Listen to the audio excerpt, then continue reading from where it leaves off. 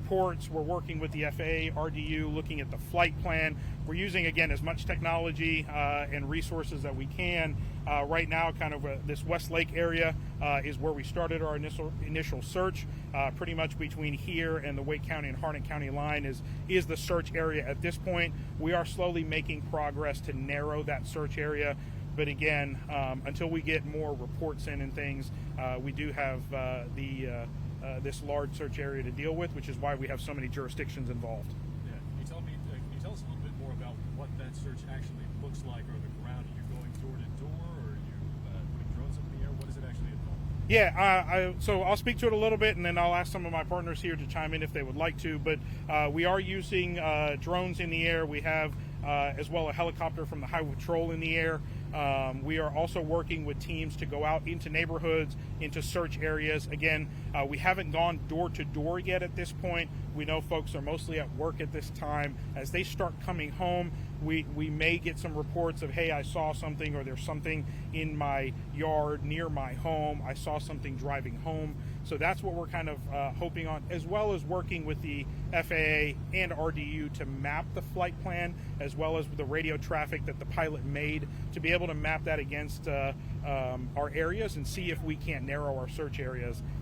Again, driving around, we've got crews from fire, police, and EMS that are working the areas that we have identified as areas of interest.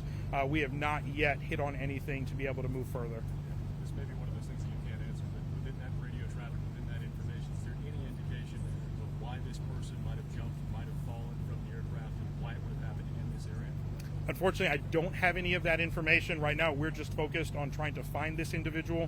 We're going to let the appropriate authorities deal with the investigative aspects of it. From the search area perspective, how much of that was based off what the pilot had informed authorities? How much of that was based off what potential witnesses saw, or tracking that flight path?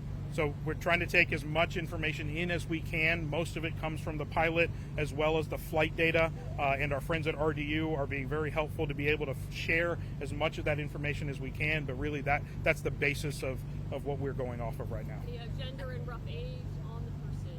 I do not have a rough age or gender at this time. We'll work with our media partners to get that out as soon as we get that information. And I think when we do our update at 8, we'll have a little bit more to be able to speak to what is involved in the search. I think right now it's just a matter of, activating the things that we have at our disposal. Yeah, absolutely. Cool. We're Thank going to you. bring you guys a tent and some water. You're welcome to hang out and stay here. We'll be back out at 8, and if something like a location changes between now and then, we'll still aim for 8 o'clock, but we'll let you know where to go instead. Okay? Thank you all very much. Yes. Yeah. Yeah, no problem. It's Darshan Patel. That's Darshan. Last name is Patel, Patel. And your exact title Is operations manager for Wake County Emergency Management. Are you allowed to share the tail number of the plane that was involved? Unfortunately, I can't right now, but we can talk to the FAA and the NTSB and see if they're willing to. Thank you. I missed your Darshan. SHAN. Yep. Got it. Thank you. No problem. Thanks, guys.